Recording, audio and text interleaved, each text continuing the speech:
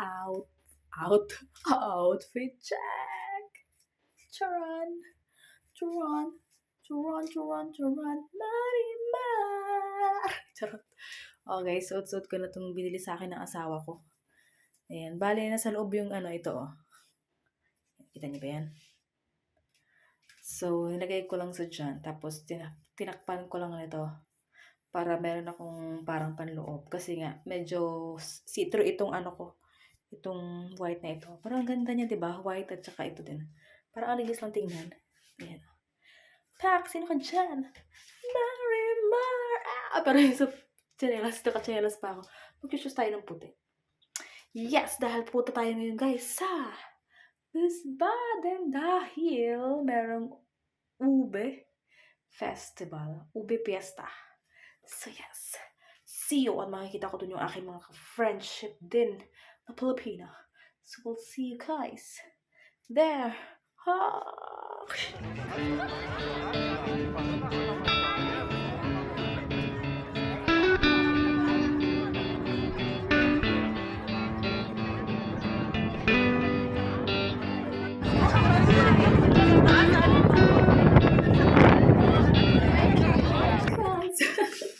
Hi guys! So, nandito na pala ako sa bahay kung galing namin ng So, of course, hinatid muna namin yung aming Junaki sa bahay nila. Tapos, ayan. Tapos, asawa ko naman diretso na sa kanyang, diretso.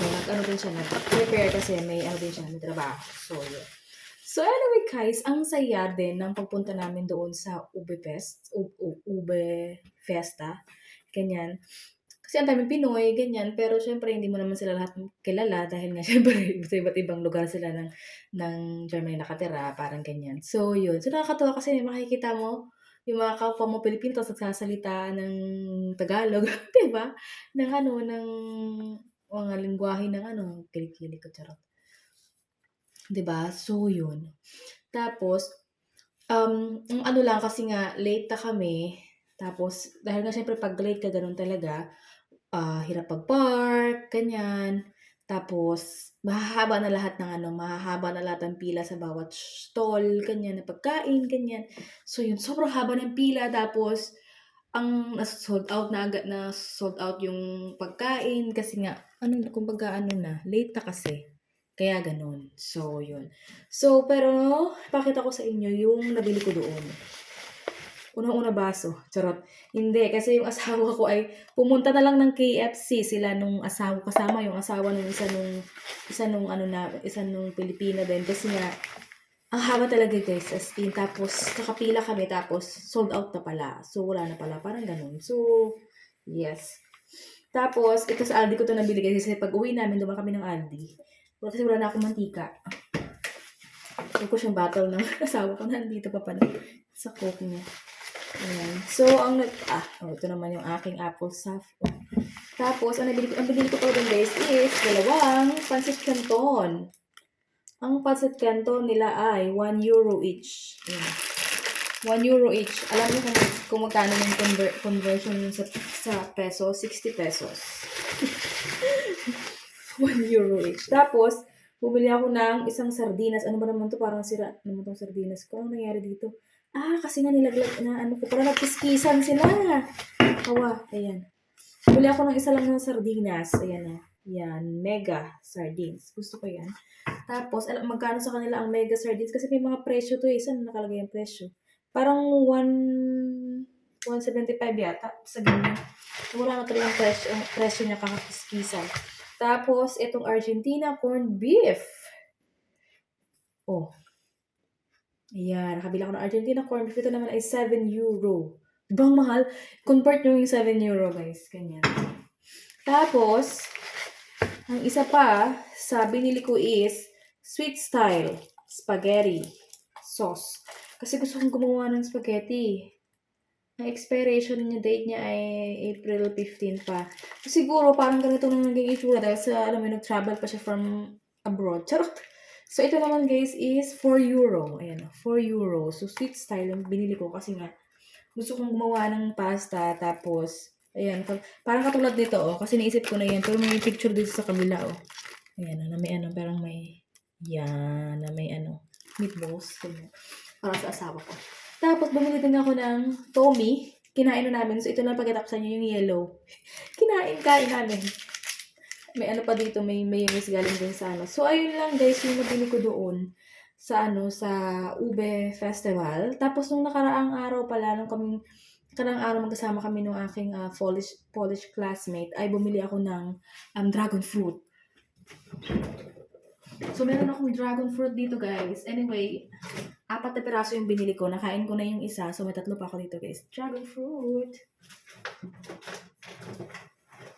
Sobrang favorite ko yan nung nasa Antipolo ako. Sa Antipolo ako kasi natikman yun. Kaya nagustuhan ko siya. Tapos, bumili din ako ng okra. Ayan, o. So, isama ko na sa inyo. Sa pag-haul, diba? Tapos, dumaan kami ng pagkahatid na, bago namin hatid yung aming Junakis ay sabi ng asawa ko, dumaan kami ng city kasi tapos ayan, so yun, pumunta kami ng Primark. Ito yung favorite shop ko kasi mura ang mga bagay-bagay. So may nakita ako guys, patagal na ako naghahanap nito sampayan ba ng mga panty? Ano panty? Ayan, so buksan nga natin kung kasi sabi niya, sige, sabi niya, daan tayo sa baka may may tawag ito? Baka may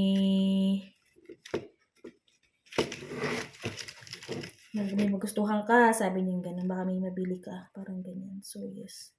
Ito siya. Char. Wow! Shoeless. Bukan handbag. Wow! Oh guys, ang dami. Di ba ang ganda? Ang ganda pa ng kulay. Aesthetic, charot. Yan, mga panty ng medyas, ganun. Ayan, ito. Diba? Ganda, ang fairness. Tapos ito tupi, Saran. Hindi ko alam magkano ba ito. 4 euro siya. Ayan, 4 euro. Tapos, nakikita akong bulaklak. Mahili ako sa mga bulaklak na mga plastic. Kasi ganun ako. Charot! Yan ganda, diba? Ganda niya. Tapos, ito naman ay 250 euro naman to. Ganda, diba? Mura lang siya doon. Tapos, of course, ito, heart. Diba? Parang katulad siya dito, tungkol sa palda. Ang puso ko'y tumitibok at parang kumikislap. So, ito naman guys, ay magkano to? 5 euro naman siya. 5 euro ba to? Yeah, 5 euro. Nalagay ko dun sa aming ang ganda, ang lambot. Nalagay ko dun sa aming couch. Tapos, yung asawa ko, may napili siyang damit. So, yan, ito siya.